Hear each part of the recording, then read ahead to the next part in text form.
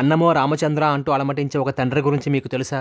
Hotel యజమాని విస్తర వేసి అన్నం వడ్డించడానికి వంగినప్పుడు విస్తర ముందు కూర్చున్న ఒక పెద్ద ఆయన భోజనానికి ఎంత తీసుకుంటారని అడిగాడు. అప్పుడు ఆ యజమాని మాంసంతో అయితే 150 రూపాయలు, అవి లేకుండా అయితే 80 రూపాయలని చెబుతాడు. అప్పుడు ఆ పెద్ద ఆయన తన చిరిగిన చొక్కా జోబులో నుంచి ముడతలు పడిన 20 రూపాయల నోటు తీసి యజమాని వైపు చేయి చాచి తడబడుతూ వణుకుతున్న గొంతుతో, నా చేతిలో ఇవే ఉన్నాయి, వీటికి ఎంతొస్తే అంతే వడ్డించండి చాలు, ఉత్తి అన్నమైనా పర్వాలేదు, కాస్త ఆకలి తీరితే చాలు, నిన్నటి నుండి ఏమీ తినలేదు అని చెబుతున్న పెద్ద ఆయన చూసిన హోటల్ యజమాని మాంసం కూర తెప్పించి అన్ని ఆయన విస్తరలో వడ్డించాడు. పెద్ద ఆయన కంటి నుంచి కన్నీళ్లు సన్నగా జారుతున్నాయి. వాటిని తుడుచుకుంటూ చిన్న పిల్లవాడిలా నెమ్మదిగా భోజనం చేస్తున్న ఆయన్ని ఆ పక్కన కూర్చున్న వ్యక్తి అడిగాడు, మీరెందుకు కన్నీరు పెడుతున్నారో తెలుసుకోవచ్చా అని. అప్పుడు ఆ పెద్ద ఆయన, నా గత జీవితం గుర్తుకు వచ్చి కన్నీళ్లు వచ్చాయి. నాకు 3 పిల్లలు, 2 అబ్బాయిలు, 1 అమ్మాయి. ముగ్గురికి మంచి ఉద్యోగాలున్నాయి. నేను కూడబెట్టిన ప్రతి పైసా వాళ్ళ ఉన్నతి కోసమే ఖర్చు పెట్టాను. అందుకోసం నా యవ్వనాన్ని, 28 సంవత్సరాల సంసార జీవితాన్ని కోల్పోయి ప్రవాస జీవితం గడిపాను. అన్నింటికీ వెన్నుముకై నిలిచిన నా భార్య నన్ను ఒంటరివాడిని చేసి ముందే వెళ్లిపోయింది. ఆస్తి పంపకాలు చేయడం మొదలుపెట్టినప్పటి నుండి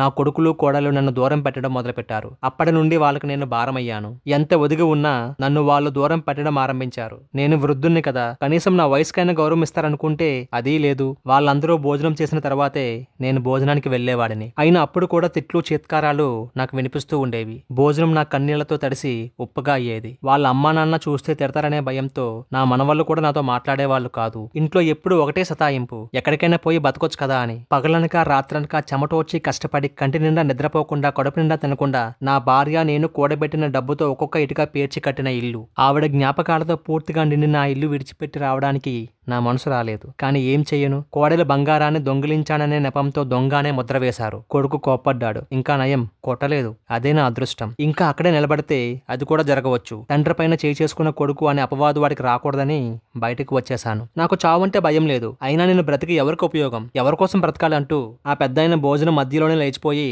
తన దగ్గర ఉన్న డబ్బులను యజమాని ముందు పెట్టాడు. అప్పుడు ఆ యజమాని, ఈ డబ్బులు మీ దగ్గరే ఉండనివ్వండి, మీరు ఎప్పుడైనా ఇక్కడికి రావచ్చు, మీకు భోజనం ఎప్పుడూ ఉంటుందని చెప్పాడు. అప్పుడు ఆ పెద్దాయన ఆ డబ్బులు అక్కడే పెట్టేసి, మీ ఉపకారానికి చాలా సంతోషం, ఏమీ అనుకోకండి, ఆత్మాభిమానం నన్ను విడవడం లేదు, ఇక సెలవు అంటూ ఆయన చిన్న మూటను తీసుకుని గమ్యం తెలియని బాటసార్లాగా వెళ్లిపోయాడు. అందుకే అంటారు, ప్రతి పచ్చని ఆకు ఏదో ఒక రోజు పండుటాకు అవుతుందని. పండుటాకు లాంటి మన తల్లిదండ్రులను పువ్వుల్లో పెట్టి చూసుకోవాలని, లేకుంటే ఎప్పుడో ఒక రోజు ఆ పెద్దాయనికి పట్టిన గతే మనకి పడుతుందని ఎవరూ ఆలోచించడం లేదు. వృద్ధాప్యంలో ఉన్న తల్లిదండ్రులకు పిడికిడు అన్నం పెట్టని కొడుకు కోడళ్ళు బ్రతికి ఉన్నా కూడా చచ్చిన శవంతో సమానం.